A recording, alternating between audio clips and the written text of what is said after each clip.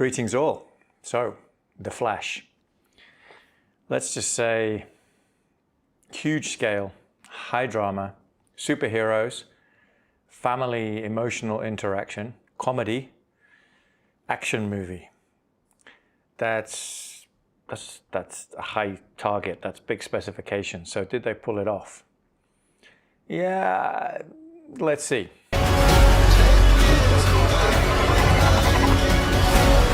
Are you ready? Ready. Let's go. Okay, so the storyline.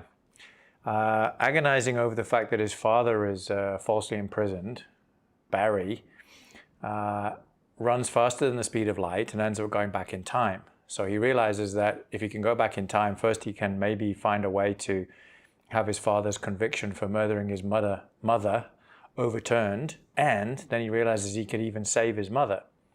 Bruce, I could fix things. You could also destroy everything. So he does it, and the way that he does it seems pretty innocuous. It shouldn't make any changes, right? No. He's punched by a dark assailant out of the faster than light scenario that he manages to put himself into. And he ends up in a different timeline with major consequences, which are explained to him when he finally tracks down the alternative Batman who's in that reality, the 2013 timeline. And he realizes that he's changed the past as well as the future. A very interesting little argument, explanation by the Batman he encounters on this timeline. And he transfers his powers accidentally to the 2013 version of himself. So trying to give that guy the powers according to his own timeline, he ends up taking them from himself. And he transfers them to 2013 Barry, who's a bit of a wimp. It's my face. You stole my face. Bit of a mummy's boy because his mother didn't die.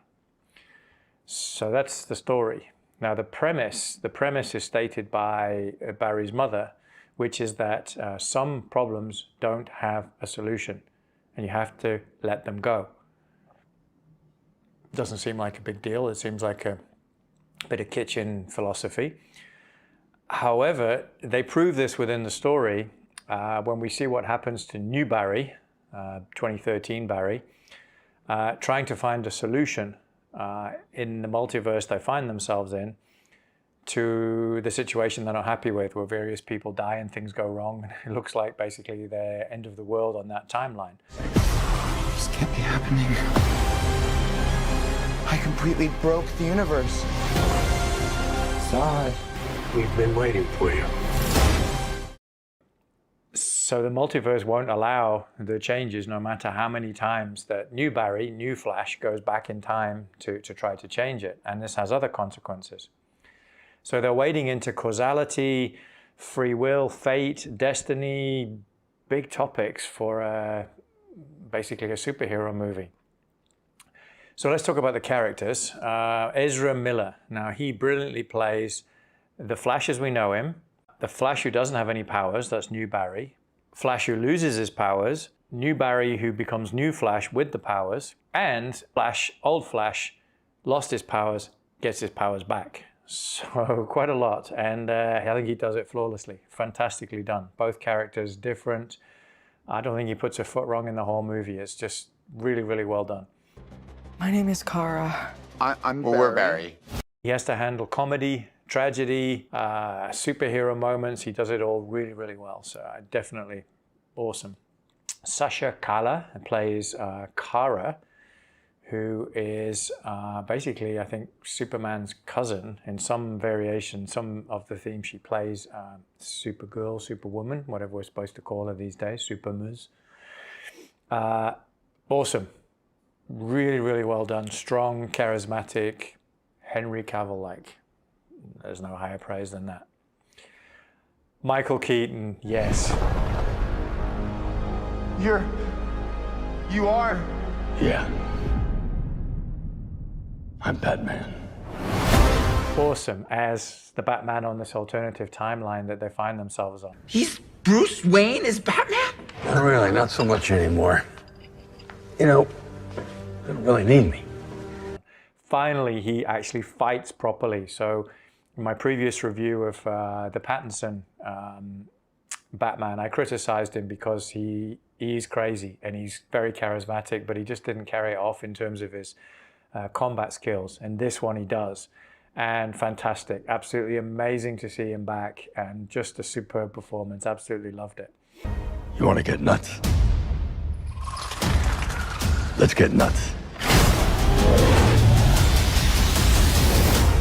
Then Maribel Verdú, Barry's mum.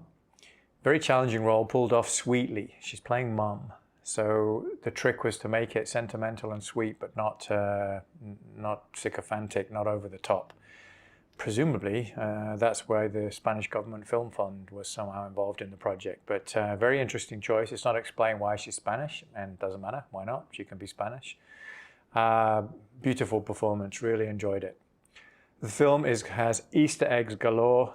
Hilarious, where the Michael J. Fox, Kevin Bacon, Eric Stoltz have all swapped roles in Back to the Future, Footloose, etc. Really, really cleverly done.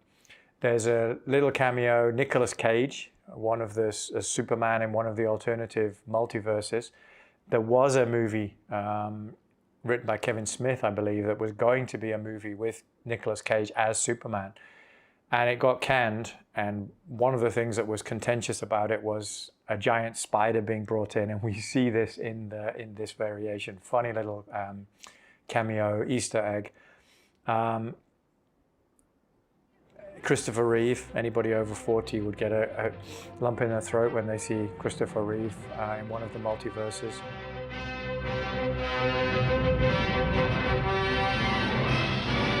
Hey, Jim! Whoa! Excuse me. That's a bad outfit! With what happened to him, poor guy.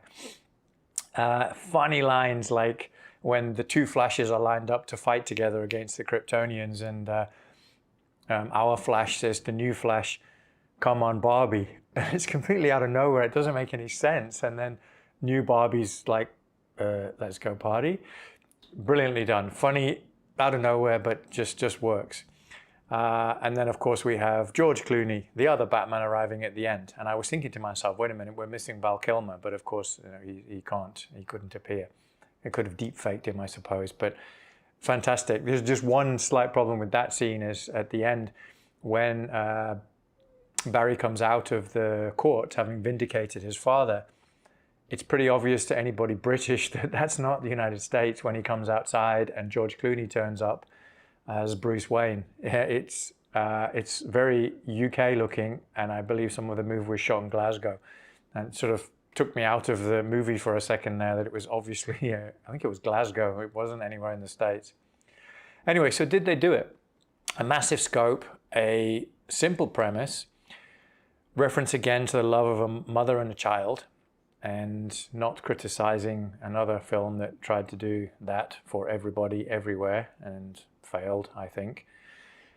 Explores that mother-child relationship. I could save my mom. I could save your parents. Really well, sensitively, and a horrible situation that the protagonist is placed. Very well handled, I thought. Just really, really sensitive, delicately done, not too much. Definitely brought a tear to my eye. Multiple versions of superheroes. Yes, it was a thrill ride in multiple emotional and physical dimensions. Fantastic movie, one of the best I've seen for a while, and that surprises me to say that. We're left with questions, however, which is this a Batman movie? Does it count? It's not really, it's sort of a Flash movie, but it's almost really a Batman movie. Slightly disappointing that Superman never turns up, but each of the alternative realities, particularly with super female super person, not LGBTQ stuff pushed down your throat, nothing over woke. It was just like, hey, why not? It could be like this, you know. Oh yeah, of course. I can go with that. But now we have to ask ourselves, who killed Barry's mother? If it wasn't the father. Barry! Call 911 now! And why? it's not likely, it's not impossible, but it's not likely that somebody would stage a house break-in at dinner time, because that's when most likely people are going to be at home. So I don't think it's one of those scenarios where a break-in went awry and the burglar overreacted and then fled the scene, because it seems like they didn't take anything, which makes me think they were after somebody in that house. Was it the mother? Was it because maybe she's pregnant with another super child to be? Were they after the father for some reason? Is there something we don't know about him? Were they after young Barry? Do they know that he's going to become the Flash? And all those questions are just crying out, sequel. And after this performance, bring it on. So, was it good? Yeah, it's good.